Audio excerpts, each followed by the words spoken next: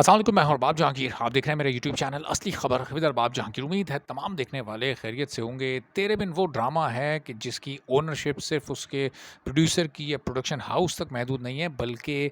तेरे बिन का हर फ़ैन तेरे बिन को ओन करता है, एक उससे जज्बाती लगाव रखता है, उसके कैरेक्टर्स को, उसकी लेगेसी को पसंद करता है और इसी वजह से तेरे बिन दुनिया भर में पॉपुलर हुआ। अब जब तेरे बिन पर तनकीद हुई और अजीबो-गरीब अल्फाज उसके बारे में कहे गए, बहुत ही घटिया और शर्मनाक अल्फाज कहे गए, उसको डस्टबिन कहा गया, उसको कचरा कहा गया, तो फिर दुनिया भर के लोगों का रिएक्शन सामने आया और ऐसे-ऐसे मशवरे और ऐसे-ऐसे रिमार्क्स अली सफ़ीना जिन्होंने ये रिमार्क्स पास किए थे तेरे बिन के बारे में, उनके बारे में ऐसी-ऐसी बातें कही गई कि शायद ही अब किसी को आइंदा कभी ये हिम्मत हो कि वो तेरे बिन के बारे में कुछ कह सके। अब कहाँ से, किस-किस मुल्क से क्या-क्या मशवरा अली सफ़ीना के लिए आया है, इस वीडियो में थोड़ी-सी डिटेल्स आपके सामने रखते हैं। चैनल पर आप नहीं तो चैनल ज़रूर सब्सक्राइब कर लें, बेल आइकॉन प्रेस कर दें ताकि तमाम वीडियोज़ और इन्फॉर्मेशन आप तक फ़ौरी और बर वक़्त पहुँचती रहे। आप सबने एक मिसाल सुनी होगी कि अंगूर खट्टे हैं, तो वो जो मिसाल है, वो इस पूरी सूरत-ए-हाल पर बिल्कुल सादिक़ आती है, ख़ास तौर पर अली सफ़ीना पर वो सादिक़ आती है चूँकि ब कई लोग ये बता रहे हैं इस इंडस्ट्री के ही लोग ये बता रहे हैं कि अली सफ़ीना ने पूरी कोशिश की कि वो किसी तरह तेरे बिन के सीज़न 2 का पार्ट बन सकें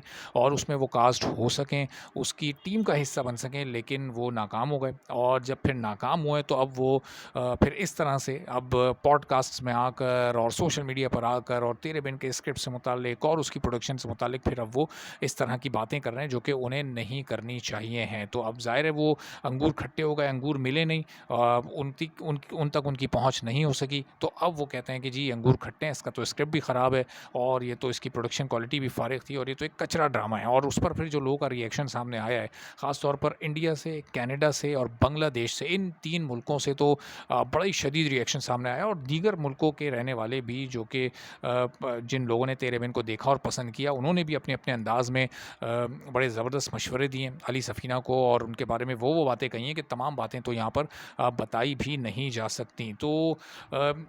इंडिया से अली सफ़ीना के लिए जो मशवरा आया सबसे पहले तो उनको उनके बारे में बात की गई कि उनसे पूछा गया कि वो हैं कौन? पहले अपनी वो कोई शनाख्त बना लें और फिर ये कहा गया कि जी हम ज़रा गूगल करके देखते हैं कि अली सफ़ीना कौन है और जब गूगल भी कर रहे हैं तो कोई एक वाज़ेह कोई उनकी शनाख्त सामने आ नहीं रही है। वो एक अच्छे वीजे भी रहे हैं लेकिन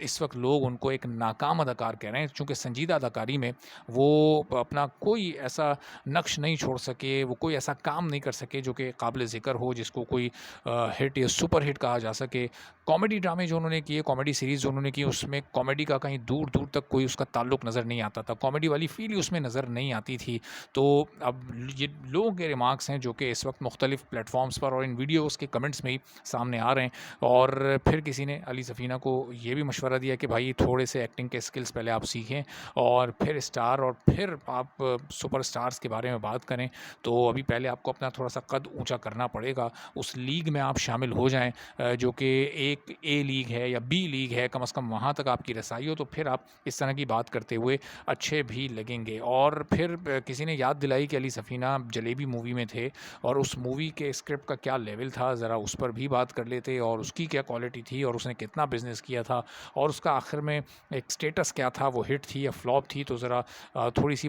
उसके बारे में भी कुछ बात हो जाती तो क्या ही अच्छा था। अब ये खुद अली सफ़ीना पर डिपेंड करता है कि वो उस बारे में आकर बात करते हैं या नहीं करते। तो ये वहाज अली और यमुना ज़ैदी के फ़ैन्स का बड़ा जज़्बाती रिएक्शन है। उनसे इस हद तक उनका जज़्बाती लगाव है, इतनी पसंदीदगी है कि ज़ाहिर है कोई भी तेरे बिन या वहाज अली और यमुना ज़ैदी के बारे में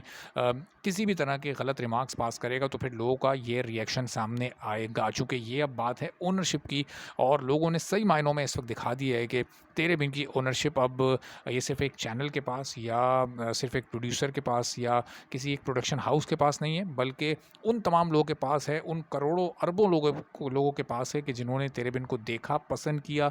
ना सिर्फ सोशल मीडिया पर पाकिस्तान का सबसे बड़ा ब्रांड इसको बनाया, बल्कि टीवी की रेटिंग्स ने भी इसके रिकॉर्ड तोड़ दिए हैं। और अभी सीज़न 2 जब आएगा और इस तरह के जब स्कैंडल सामने आते हैं, इस तरह की जब कंट्रोवर्शियल स्टेटमेंट सामने आती हैं, तो फिर उसके बाद सीज़न 2 का इंतज़ार और भी ज़्यादा शिद्दत से होने लगता है चूँकि अब लोग इस वक्त हर एक को ये उम्मीद है कि तेरे बिन का जो सीज़न 2 होगा वो इन तमाम नाक़दीन के लिए एक मुँह तोड़ जवाब होगा चूँकि वो तेरे बिन के सीज़न 1 के भी रिकॉर्ड तोड़ेगा। और अभी उससे मुतालिक मज़ीद बहुत सारी ऐसी डेवलपमेंट्स हो रही हैं जो कि आज कल में ही आने वाली वीडियोज़ में आपसे शेयर करनी है। उसकी कास्टिंग से मुतालिक भी, उसकी शूटिंग के स्केड्यूल से मुतालिक भी, और जो दीगर कौन-कौन सी उसमें एडिशंस हुए हैं, किन लोगों को उसमें से माइनस किया गया। तो कई ख़बरें ऐसी हैं तेरे बिन से मुतालिक जो कि आने वाले दिनों में आप तक पहुँचानी है, और फिर जब इस तरह की बातें होती रहेंगी तो उस पर भी आपसे डिस्कशन होती रहेगी, और आप लोगों का रिएक्शन भी जो कि लोगों का सामने आ रहा है उस पर भी बात करते रहेंगे, ताकि ये तमाम लोग जो कि इस वक्त तेरे बिन के अगेंस्ट बात कर रहे हैं, या वहाज अली और यमुना ज़ैदी के अगेंस्ट बात कर रहे हैं, या जो लोग ये चाहते हैं कि तेरे बिन का सीज़न 2 ना आए, या आए तो फ्लॉप हो जाए, तो ज़ाहिर है कि इनका कोई भी हरबा कामयाब होगा नहीं, चूँकि न सिर्फ तेरे बिन का सीज़न 2 आने वाला है, बल्कि एक बड़ी कामयाबी लेकर आने वाला है। और शायद ऐसा होगा कि जो तेरे बिन का सीज़न 1 है, फिर वो भी लोगों को थोड़ा-सा पीछे दिखाई देगा कि यार वो भी इस वक्त जो रिकॉर्ड्स हैं, जो व्यूज़ हैं, जो टीआरपीज़ हैं, उनके मामले में सीज़न 2 आगे निकल गया और सीज़न 1 पीछे रह गया। बहरहाल अभी इस बारे में आगे आने वाली वीडियोज़ में भी बात करते रहेंगे। इजाज़त दीजिए। अल्लाह हाफ़िज़।